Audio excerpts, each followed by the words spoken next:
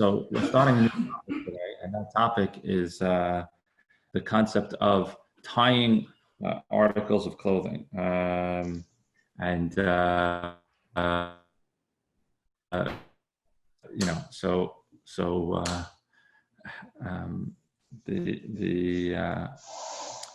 here we are.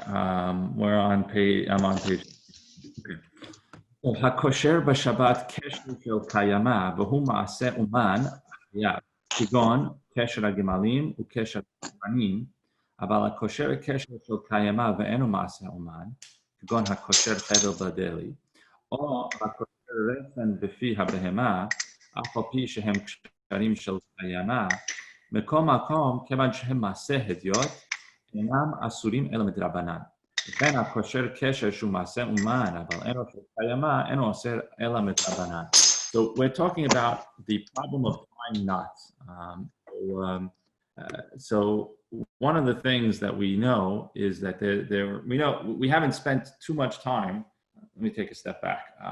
The order that the book is written is a little intriguing because he doesn't do it from the order of the traditional order of the way you would explain the laws of Shabbat when it comes to the don't do's. Normally, you start by teaching the 39 melachot, and you go through what they are, and then from there you build off the understanding. And there's a number of areas of rabbinical decrees which you explain at the end. For whatever reason, and I can give some of the good reasons why he did it, that's not the order by which this book has been built. It's been more of a chronological, the way you run into things on Shabbat. And therefore, we have learned some of the rabbinical, we have just learned and discussed some of the rabbinical things like for example, not preparing from Shabbat onto the weekday, which is a rabbinical thing, not a Torah thing, or whether or not the goy could do work for you or things of that nature. We haven't spent so much time saying, okay, here's a melacha, one of the 39 melachot, and here's what you can do and here's what you can't do. But today we're actually going to start doing that because we're going to be discussing the idea of tying and untying knots.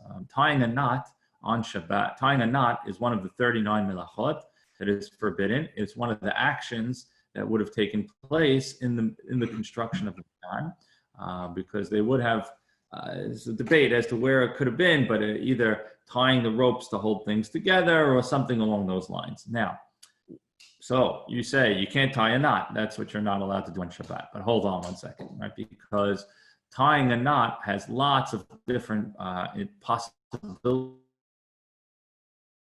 and interpretations. And we want to ask ourselves, so which ones are allowed? Are any not allowed? Are there different things that are forbidden from the Torah on one hand, but forbidden from the rabbis? Or are there any kinds of knots that we are allowed to tie? Are they all the same or not? So that's the question that we're dealing with. And he opens right away by explaining the basic premise. And the basic premise is to be asur from the Torah, to be the actual forbidden from the Torah tie. You need two criteria to be fulfilled. Piece number one is that it needs to be what's called kesher shel kayama. So if kesher means a tie, and kayama, kayam means it exists, it lasts. So what we would interpret it is it's a knot that endures. So if the knot is a knot that's not going to endure, it's not going to last long, it's not a kesher shel kayama. But if it is going to last long, it is a kesher shel kayama. We haven't yet explained where's the boundary between lasts long and doesn't last long. We will. But the first thing to know is that for it to be a problem, it needs to be a kesher shel kayama. It needs to be a knot that's going to endure. That's criteria number one. But there's a second criteria, and that is that it needs to be known, it needs to be a knot that's what's known as ma'aseh uman.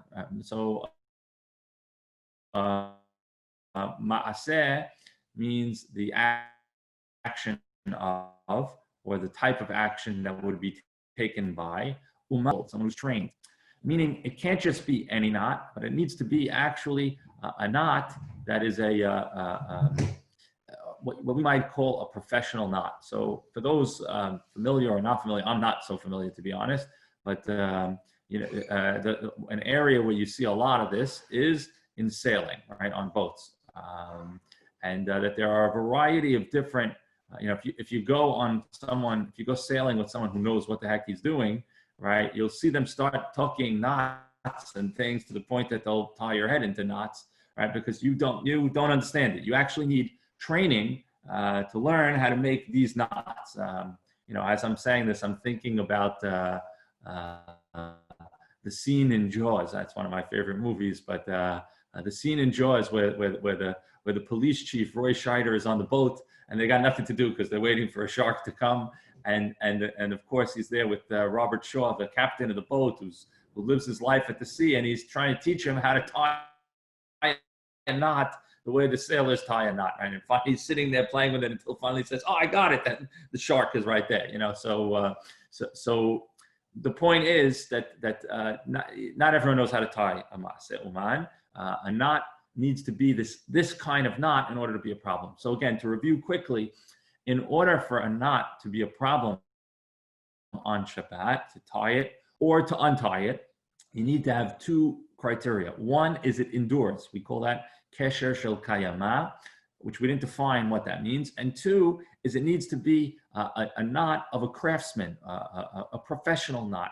Like we said about sailors have, and there are other industries where there are knots that are professional knots. Other examples, the one that the Gemara and the Halakha tends to give is the knot that the people who lead caravans, they tie the camels together. So they have their particular knots. They're not using the knot that you and I use, right? When we tie a knot, yeah, okay, if it holds for a couple of seconds, we're good, right? But they have a lot at stake with that knot, so they have a very professional knot. So in order to be asur from the Torah, you need both criteria. What if you only have one, right? What if you have a professional knot, but it's not done in a way that's going to last very long? Or you have a knot that is going to last very long, but it's not a professional knot. So in those instances, it's not asur from the Torah, it's only asur midrabanan. So meaning, to be asur from the Torah, you need both criteria. If you have one or the other of the two criteria, it's asur midrabanan. If you have neither of the criteria, right, if it's not maaseh uman and it's not kesher shel kayama, it would be allowed, right? So again, you could perform I think they call it a Punnett square. Those 4 boxes with 2 sets of criteria, right? And if you have both criteria, yes, so you have kesher shel kayama and maaseh uman, asur from the Torah. If you have one or the other, so it's asur midrabanan. If you have neither, right, then it is allowed. Right? So that's the basic way of thinking about kesher shel kayama. Everyone clear on that? If just give me a nod or a thumbs up or something, so I know that you got it. Because then I'll yeah, good, great, awesome. Okay, good. Now, so he says kesher she'eno shel kayama ben masaman mutar lahachat kosher b'Shabbat chol kesher shmutar kosher mutar lahatil b'Shabbat. He says, so I'm just reading a little further, which was just a recap of what I kind of said by natural flow, which is, so if you're missing, you don't have either of these criteria, it's allowed, and everything that we said you're not allowed to tie, you're also not allowed to untie. But if you are allowed to tie, you are allowed to untie. So in other words, in the melacha, and there are a number of melachot like this, where the isur is either doing it or undoing it, creating something or backing out of that which we created. We'll see things like to sew and to unsew, to write and to erase. And here is a classic one, to tie and to untie. So both of them would be a melacha. So let's say, again, we'll use the boat example, right? Let's say I have a boat, right? And the boat has this, particular sailor's knot tying, I don't know, some things together. I don't know, whatever it may be. I may not tie that knot, nor may I go and untie that knot on Shabbat. That would be an Rabbi, isur from the Torah. it's one isur or two? Untying and tying and untying is one Each issue one, or it's two. two different isurim. It's actually two different melachot. So you know that there's 39. So kosher tying is one, and matir untying is another. Right. So Okay. so yes, that's a great Thank you. question. We're actually two separate melachot. Okay. Next halacha. Yesh omrim shekol kesher she'eno shel kayama. Sorry. יש אומרים שכל קשר שאינו אסור להתירו באותו יום עצמו נחשב כקשר של קיימא שאסור לקושרו בשבת. ויש חולקים אומרים שכל שאין הקשר מתקיים במשך 7 ימים לא נקרא קשר של קיימא ומותר לקושרו בשבת. וכן הלכה כסברה האחרונה שאם לא מתקיים במשך 7 ימים לא נקרא קשר של קיימא ומותר לקושרו בשבת. So this halacha, this statement that we just read now is a question as to so you said kesher shel kayama, it has to endure. Well, endurance is going to be measured by time, right? How long is a knot that endures? Is it a minute, an hour, a day, a week, a month, a year, forever? Right? Those are the questions that are asked about when we talk about kesher shel kayama. It's a knot that's going to endure. Well, how long is it going to endure? So there's basically two opinions in the halacha. One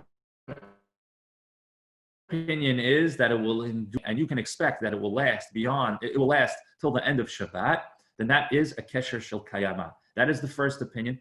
It's actually the stricter of the two opinions, meaning it requires a shorter duration than the second opinion. The second opinion is it will last for a week, meaning kind of till the next Shabbat, right? And that's a much more lenient opinion. So when you tie a knot, you have to ask, how long will this knot endure? Will it endure for today? If it will endure for today, according to the first opinion, it's a kesher shel kayama and presents a problem. According to the second opinion, no, it has to endure for a full week. And obviously, that's a big difference, right? The difference between tying for a day and a week can be very, very significant. So let's say you, right? So if you tie your shoes, I don't know about you, I'm not so good at tying my shoes anyway, right? My shoes often untie even during the day. But occasionally, I'll tie my shoes in a way that they'll stay tied for most of the day or all day. But there's no shot that my shoes would stay tied for a week, right? The knot just won't last. So according to the first opinion, it will be a problem. According to the second opinion, it will not. One of the questions is, will the knot last, right? Will it last? Okay. Now, let's look at the next thing. Rabbi, if it's, before we jump off, if you're not going to wear your shoes for a week, I'm just wondering, if you're not going to wear your shoes for a week, it's going to last for a week. Right. It's a good question. I figured someone was going to ask that question, and also the question of, well, what if I'm going to do something to that knot, right? Like I'm going to, let's say, a tie, right? Am I loosening the tie or something like that? So it's a good question. It seems like that if the normal process is to undo it in that short period of time, or loosen it, or it loosens by itself, by itself during that time, that's fine. By the way, for halacha, we pick the more lenient opinion. We follow the more lenient opinion of something has to last for the week. If it's not going to last for a week, it's not a kesher shel kayama, so it needs a much higher standard. So many the knots that we're going to tie are not going to be a problem, because very few of us tie knots that are what you would call ma'aseh uman, the tradesman's knots, right? We unless, I don't know, maybe Ezra Katan is pretty good at around the boat, so maybe he knows how to do the sailor's ties, but most of us do not know how to do that, and most of our knots that we do not last a week. So the truth is, in the end of the day, we end up being a lot more lenient about tying knots, not because we don't believe in the halacha, but because the type of knots that we tie are not the type that last. And we could talk about a lot of different things. I'll give you a good example. Let's say you have on your home an awning, right? Now there may be other issues with an awning, but let's say the awning What do? You take if you have the hand tie awning, right? What do? You take it and you wrap it around the what's it called? Whatever that hook is on the wall, right? So if you leave it there, it's going to pretty much last for Shabbat. But over the course of a week, with the wind and the nature thing, it's going to start untying a little bit. It's going to loosen, and therefore it's not going to be a kesher shel kayama. It also may not be a maaseh uman unless you say there's a very specific way. Just going like this and tying it, that's not. But if there's if the guy comes and he says, listen, in order to make sure that you have hurricane-proof tie to the thing, here's how you have to do it, and you go and you in, out, up, over, then that would be a maaseh uman. So that's an example of where it would come into play. Okay, let's go one more halacha. You know what? Let's stop here. It's actually 7:18, and the next one is quite long, and it's going to go. So this topic is going to take us a little bit of time. Yeah, go ahead, Joe. Ask a question. No problem. For the tie, you have to do it on Friday before, or? It's actually tomorrow's halacha, so I'll get to it before Shabbat. Fine. I'll get to it before Shabbat.